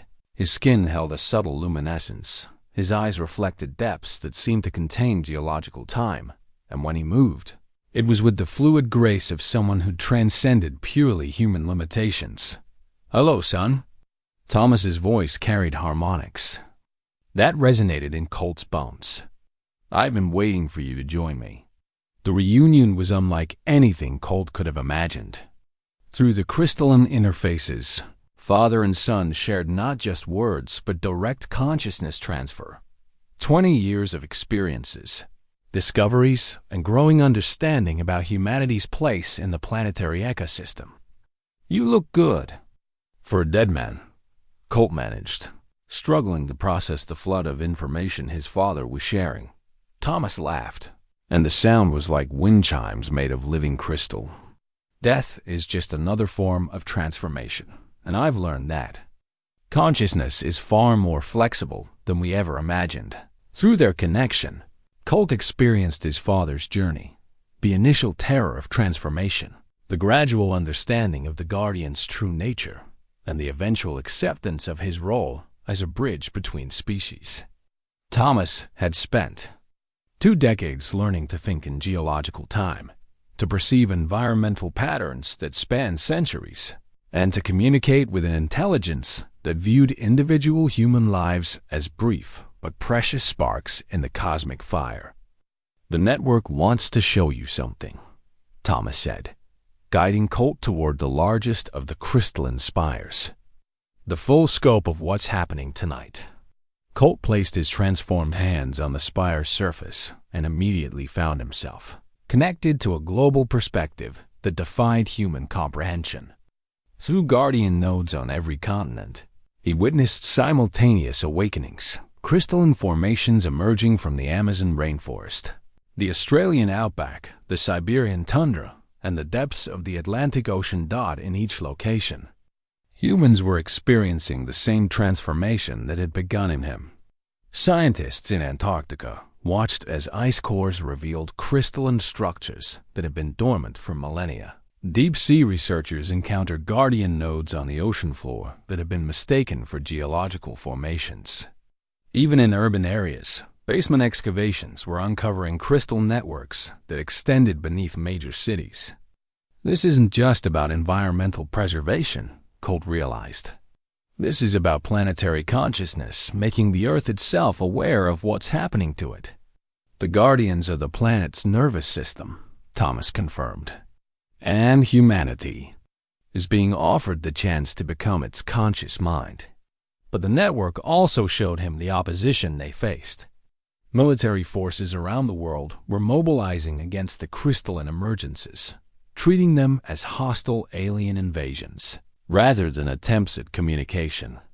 Corporate interests were already planning to exploit Guardian technology for profit, viewing the transformation as an opportunity for new forms of resource extraction. "Some of your kind will never accept partnership," came a voice that seemed to emanate from the crystalline formations themselves. It spoke in harmonics that bypassed human language, conveying meaning directly to consciousness. "We have prepared for resistance." Through the network, Colt saw contingency plans that chilled him to the bone. If humanity proved incapable of voluntary transformation, the Guardians had mechanisms for enforcing planetary restoration, seismic adjustments that could redirect ocean currents, atmospheric modifications that could trigger new ice ages, and biological agents that could selectively reduce human population while preserving other species. "They're not bluffing," Sarah said quietly. She had approached the spire and was experiencing the same revelations through her proximity to Colt's connection. This is really humanity's last chance. Miguel, who had been observing from a respectful distance, stepped forward with characteristic directness. "So what do you need us to do?" Agent Vance consulted a device that was tracking global Guardian activity. "Tonight, at sunset, nodes worldwide will broadcast the transformation offer to approximately 10,000 selected individuals. Those who accept will become permanent bridges between human and Guardian consciousness. Those who refuse will remain human," Thomas finished. "But they'll be living on a planet that no longer prioritizes human needs above ecological balance." The weight of responsibility was staggering. Colt found himself thinking of all the people he'd known throughout his life: ranch hands and rodeo riders, small-town business owners, and desert philosophers. How many of them would be capable of accepting transformation? How many would view it as a betrayal of human nature rather than an evolution beyond it? "There's something else you need to understand," his father said, placing a transformed hand on Colt's shoulder. "The selection process isn't random. Every person who receives the offer has been evaluated for their potential to serve as effective ambassadors between species. The Guardians chose you not just because of your genetics, but because of your character." Through the network connection, Colt could sense the criteria that had guided the selection process: individuals with demonstrated loyalty, emotional stability under pressure, and most importantly, the capacity for growth beyond their initial limitations. The Guardians had been studying human psychology for decades, identifying people who could transcend tribalism and nationalism to embrace planetary thinking. "What about our communities?" Sarah asked. "The people who won't be transformed will they be abandoned?" "That depends on how successfully we can serve as translators," Agent Vance replied. "The Guardian Network doesn't communicate in human language or think in human timeframes. They need interpreters who can help both species understand each other's needs and limitations." As the afternoon progressed, more transformed individuals arrived at the primary node: men and women from across the Southwest who had undergone their own awakening experiences. Colt met a former NASA engineer whose transformation had begun during a deep space observation project, a Navajo elder whose family had been guardians of sacred sites for generations, and a marine biologist whose research into deep ocean ecosystems had led her to discover underwater crystalline networks. Each person's story reinforced the same pattern: individuals with genuine environmental consciousness who had been carefully prepared for this moment through circumstances that had seemed coincidental but were actually part of a vast patient plan. "The Guardians have been orchestrating this for decades," the marine biologist explained to Colt during a brief conversation. "Every environmental crisis, every ecological disaster, every species extinction, they've been using these events to identify humans capable of thinking beyond immediate self-interest." As sunset approached, the primary node's activity intensified. Crystalline formations throughout the site began pulsing in complex rhythms, and the air itself seemed to thicken with anticipation. Through his connection to the network, Colt could sense similar preparations occurring at nodes worldwide: a planetary awakening that would either mark humanity's evolution to a higher level of consciousness or the beginning of its managed decline. "Are you ready?" Thomas asked, his transformed features reflecting both love and concern for his son. Colt looked around at the assembled group, Sarah documenting everything with scientific precision, Miguel standing ready to face whatever came next, Agent Vance coordinating with Guardian nodes across the globe, and dozens of other transformed individuals, preparing to serve as humanity's representatives in the most important negotiation in the species' history. "As ready as anyone can be for the end of the world as we know it," he replied. The sun touched the horizon, painting the desert sky in shades of gold and crimson. Across the planet, Guardian nodes began broadcasting their offer to 10,000 carefully selected humans. The future of human civilization hung in the balance, and Colt Maddox, former rodeo champion, horse trainer, and stubborn cowboy, found himself at the center of humanity's last chance for redemption. The transformation broadcasts began precisely at sunset, synchronized across all time zones as Guardian nodes. Worldwide extended their offer to humanity's chosen representatives. Through his connection to the network, Colt experienced each acceptance and rejection as if they were happening to him personally, a flood of consciousness that threatened to overwhelm his individual identity. In Tokyo, a seismologist studying earthquake patterns felt crystalline growth beginning in her laboratory equipment and chose to embrace the change. In Sao Paulo, an environmental activist working to preserve the Amazon found Guardian interfaces emerging from the forest floor and accepted partnership without hesitation. In London, a climate researcher whose dire predictions had been ignored for decades welcomed transformation as validation of everything he tried to warn humanity about. But the rejections were equally powerful. A military general in Washington ordered airstrikes against crystalline formations that had emerged near the Pentagon. A corporate executive in Dubai attempted to weaponize Guardian technology for profit. A religious leader in Rome declared the entire phenomenon demonic and called for holy war against the alien invaders. Acceptance rate is running about 60%, Agent Vance reported, monitoring global responses through her crystalline communication array. Better than we projected, but still leaving us with significant opposition. Through the primary node's enhanced perception, Colt could sense military forces mobilizing worldwide. Fighter jets scrambled toward Guardian sites. Naval vessels surrounded oceanic nodes, and special forces teams prepared to assault crystalline formations with conventional weapons that would prove utterly useless against technologies that operated outside normal physical laws. They're treating this as an invasion, Sarah observed, watching satellite feeds that showed military buildups near Guardian sites. Even after everything we've learned, they still think this is about conquest rather than partnership. Thomas moved among the crystalline spires with fluid grace. His consciousness extended across multiple network nodes simultaneously. The Guardians anticipated resistance. They've been preparing defensive measures for decades. As if summoned, by his words, the primary node's defensive systems activated. The crystalline formations began resonating at frequencies that disrupted electronic equipment within a 50-mile radius, rendering military communications and weapon systems inoperable. Similar electromagnetic pulses emanated from Guardian sites worldwide, creating zones of technological neutrality around each node. Defensive only, Agent Vance noted with relief.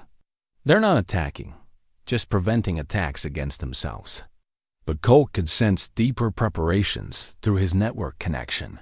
The Guardians possessed capabilities that went far beyond electromagnetic disruption, geological manipulation that could trigger earthquakes, atmospheric modification that could alter weather patterns, and biological agents that could selectively target specific genetic markers. They were offering partnership first, but they had the power to impose their will if cooperation failed. A new presence entered Colt's awareness through the network, ancient, vast, and patient beyond human comprehension. This wasn't just another Guardian consciousness, but something far older, a collective intelligence that had witnessed the rise and fall of countless species across geological time. We speak through your transformed. The presence communicated directly to his consciousness, bypassing language entirely. Your species approaches a threshold that will determine its survival. The choice is simple: evolve or perish. Through this ancient intelligence, Colt experienced Earth's history from a perspective that spanned millions of years. He saw the Guardians guiding evolution, nurturing species that showed potential for planetary stewardship, and eventually withdrawing support from those that proved destructively selfish. Humanity wasn't the first intelligent species the Guardians had encountered, just the most recent, and possibly the most challenging. "They've done this before," he said aloud, sharing his revelations with the assembled group.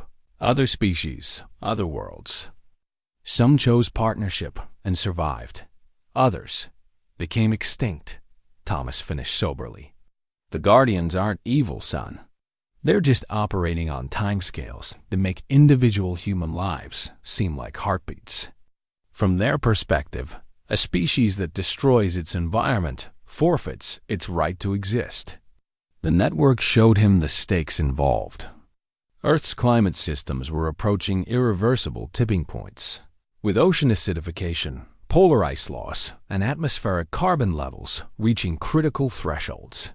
Without immediate intervention, the planet faced ecological collapse within decades, a catastrophe that would eliminate not just humanity, but millions of other species.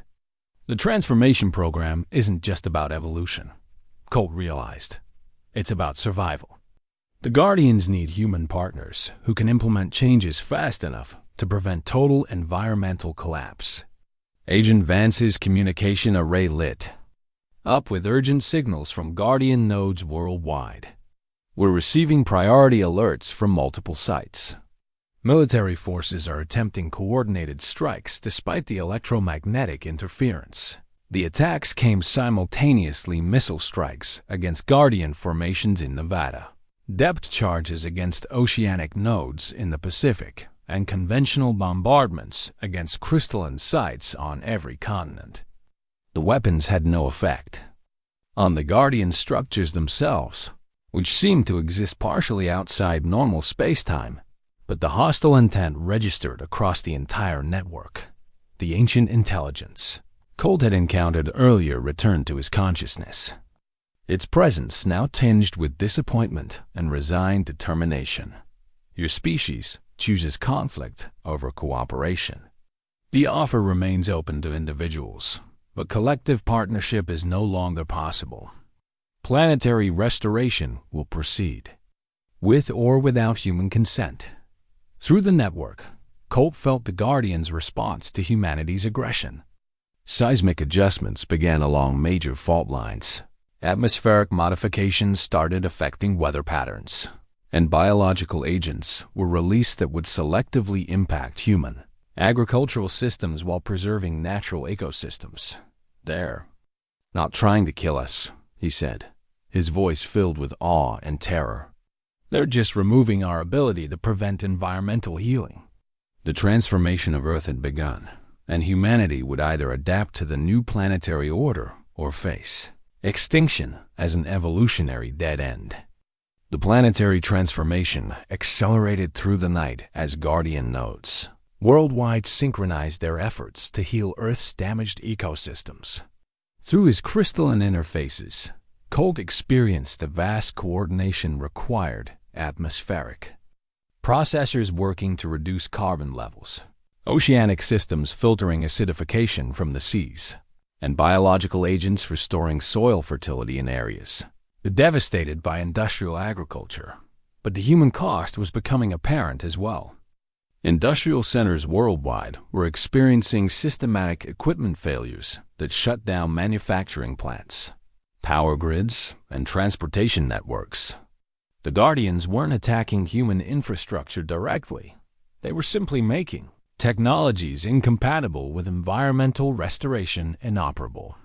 "Casualty reports are minimal," Agent Vance reported, monitoring global communications through Guardian channels. "The shutdown is precise, targeting only systems that contribute to environmental damage while leaving medical facilities, emergency services, and basic utilities operational."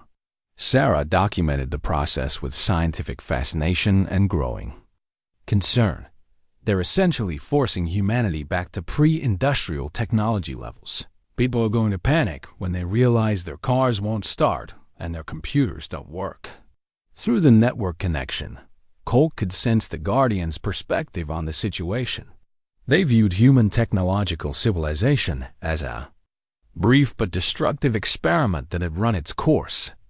The species could either adapt to sustainable technologies provided through Guardian partnership or revert to subsistence-level existence while the planet healed around them. The transformed individuals are the key, Thomas explained. His consciousness still extended across multiple network nodes. We're going to be humanity's only access to advanced technology, but only technology that supports, rather than destroys, environmental balance. Miguel, who had been quietly observing the global transformation, finally spoke up. What about choice? What about people who want to find their own way between destruction and submission? The question resonated through the network, reaching the ancient intelligence that guided Guardian decision-making. For a moment, the planetary transformation paused as this collective consciousness considered humanity's desire for self-determination versus its demonstrated incapacity for environmental stewardship. Compromise is possible, came the eventual response. But it requires proof of genuine change, not just promises. Your species must demonstrate its commitment to planetary healing through actions, not words. Through his connection, Colt felt the Guardian's offer crystallizing into specific terms. Human civilization would be permitted to rebuild, but only under Guardian oversight and using technologies that operated in harmony with natural systems. The transformed individuals would serve as administrators and interpreters, helping both species navigate the complex transition to genuine partnership. It's not conquest, he said, sharing the revelation with the assembled group. It's rehabilitation. The Guardians are offering to teach us how to live sustainably, but they're not going to trust us to regulate ourselves anymore. The implications were staggering. National governments would become irrelevant, replaced by regional councils guided by transformed humans who could communicate directly with Guardian intelligence. Economic systems based on exploitation and endless growth would be replaced by circular economies that prioritized ecological balance. Military forces would be disbanded in favor of environmental restoration corps that work to heal rather than destroy. Some people will never accept this, Sarah observed. There will be resistance movements, attempts to restore the old systems. The Guardians know, Agent Vance replied. They're prepared for a transitional period that could last decades. But they've also made it clear that this is humanity's final opportunity for guided evolution. As dawn approached, the global transformation entered a new phase. Guardian nodes began broadcasting educational content directly to human consciousness instructions for sustainable agriculture, blueprints for renewable energy systems, and techniques for environmental restoration that worked with natural processes rather than against them. The transformed individuals found themselves serving as living libraries. Their consciousness expanded to include vast databases of ecological knowledge accumulated over millions of years. Colt could access information about soil chemistry, atmospheric dynamics, and biological systems with the same ease he'd once recalled horse training techniques. We're becoming something new, he realized, marveling at the expanded capabilities flowing through his transformed consciousness. Not just human, not just Guardian, but a synthesis of both. Through the network, he could sense similar awakenings occurring among transformed individuals worldwide. Scientists whose research had been constrained by funding limitations now had access to technologies that could reverse climate change. Farmers whose fields had been depleted by industrial agriculture could restore soil fertility using Guardian biotechnology. Artists and philosophers found their creativity enhanced by connection to planetary consciousness. But the most profound change was psychological. The transformed individuals retained their human personalities and relationships, while gaining access to geological timescales and planetary perspectives. They could feel the Earth's pain as their own while maintaining the emotional connections that made human life meaningful. The bridge is working, Thomas said, his transformed features glowing with satisfaction and wonder. We're successfully translating between human needs and planetary requirements.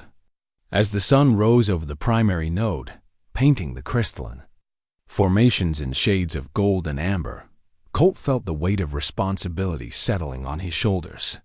He was no longer just a rancher from Cedar Ridge. He was humanity's representative in a partnership that would determine the survival of both species. The old world was ending, but the new one beginning offered possibilities that neither humans nor guardians could achieve alone. The question was whether humanity would be wise enough to embrace the transformation before it was too late to choose their own path forward. 6 months after the global awakening, Colt stood in the transformed landscape that had once been the Copper Ridge mine site, where rusted equipment and sealed tunnels had marked humanity's failed attempt to extract wealth from the earth.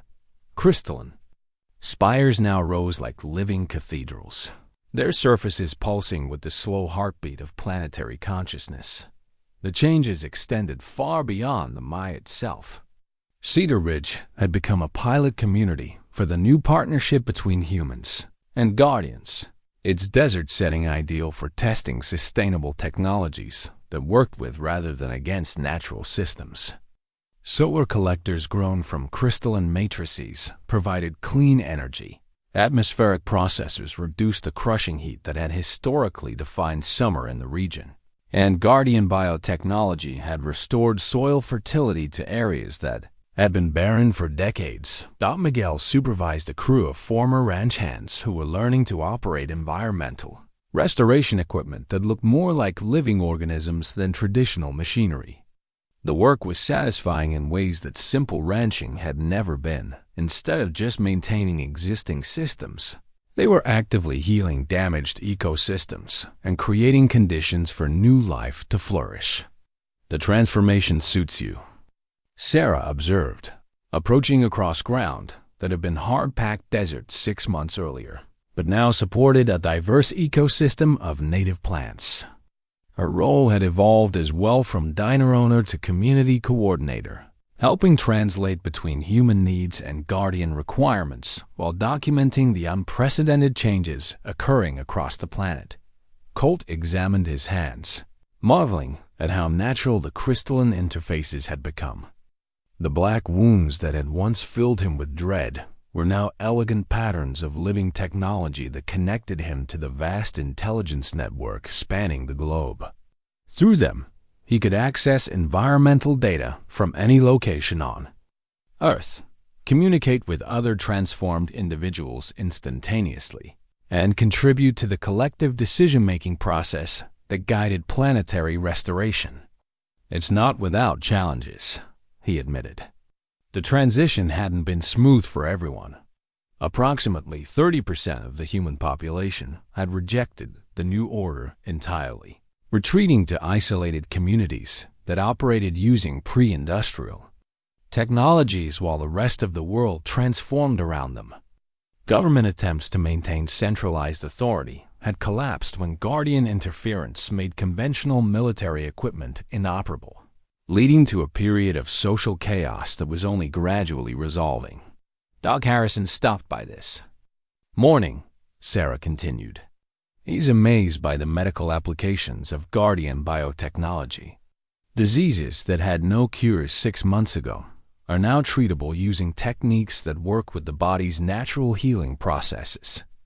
The elderly physician had become one of the most effective ambassadors for the Human-Guardian partnership, his medical training allowing him to understand and explain the biological aspects of the transformation to skeptical communities. Through his work, families separated by the awakening were beginning to rebuild relationships across the divide between transformed and unchanged humans. They walked together toward the primary node's central chamber, where Colt Maddox was coordinating with Guardian consciousness networks across North America. The sight of his father alive, transformed, and serving as humanity's senior representative in the partnership still filled Colt with wonder and gratitude. The European nodes are reporting successful integration of renewable energy systems in the former industrial regions, Thomas announced. his consciousness simultaneously present in the chamber and extended across continental networks. Carbon atmospheric levels have decreased by 12% since the awakening, and ocean acidification is reversing faster than our most optimistic projections. The environmental restoration was proceeding beyond anyone's hopes. Guardian technologies that had been refined over millions of years were proving remarkably effective at healing damage that human scientists had considered irreversible. Forest ecosystems were regenerating in areas that had been clear-cut decades earlier. Coral reefs were recovering from bleaching events that should have killed them permanently, and extinct species were being restored using genetic templates preserved in Guardian biological archives. But perhaps the most significant change was psychological. The transformed individuals served as living proof that cooperation between species was possible, that intelligence didn't require domination, and that technological advancement could enhance rather than destroy natural systems. Any word from the resistance movements? Colt asked, though he already knew the answer through his network connection. They're gradually accepting the new reality, Agent Vance replied, joining the conversation from her position monitoring global communications. When people see their neighbors living healthier, more fulfilling lives through Guardian partnership, ideological opposition tends to fade. The resistance had indeed proven less formidable than anyone had expected. Without access to industrial weapons or advanced communications, opposition groups found themselves unable to mount effective campaigns against Guardian installations. More importantly, as the environmental benefits of the transformation became undeniable, public support for return to the old systems had evaporated. "There's something else," Thomas said, his expression carrying the weight of information that spanned geological time. "The Guardians have been in contact with similar networks on other worlds. We're not alone in the universe, and we're not the first species to face this transition." Through the network connection, Colt glimpsed images and concepts that challenged every assumption about humanity's place in the cosmos. Planets where intelligent species had successfully partnered with their Guardian networks, civilizations that had achieved technological advancement without environmental destruction, and star systems where the partnership between consciousness and planetary intelligence had lasted for millions of years. "We're being invited to join something larger," he realized. "Not just planetary partnership, but galactic consciousness." The implications were staggering, but they would unfold over timescales that made human lifespans seem brief. For now, the important work was here on Earth, healing the damage of the industrial age, building sustainable communities, and proving that humanity deserved to survive its adolescent phase as a species. As evening approached, Colt made his way back to the ranch house where Miguel had prepared dinner using vegetables grown in Guardian-enhanced soil and meat from cattle that thrived in the restored grasslands. The simple pleasure of sharing a meal with friends reminded him that despite all the cosmic implications of their situation, life was still about human connections and small daily satisfactions. "Tomorrow, we start working on the water reclamation project," Miguel announced, describing plans to restore natural river flows that had been disrupted by decades of industrial development. "The Guardians say we can have the Colorado River running clean again within 5 years." The conversation continued late into the night, three friends planning projects that would benefit generations yet to be born. Outside, the desert sang with Guardian harmonics that spoke of ancient patience finally rewarded, of sleeping giants awakening to reclaim their world, and of a species that had chosen evolution over extinction. Colt Maddox had begun this journey as a broken-down cowboy, hiding shameful secrets from his neighbors. He was ending it as a bridge between worlds, helping to write the next chapter in humanity's story, one that promised hope instead of destruction, partnership instead of domination, and a future that neither species could achieve alone. The old world had ended the night the Guardians awakened. The new one beginning offered possibilities that would unfold across thousands of years. Guided by the combined wisdom of human creativity and planetary intelligence, it was. Colt reflected as he watched the stars emerge in the desert sky, a better legacy than anyone had dared to hope for.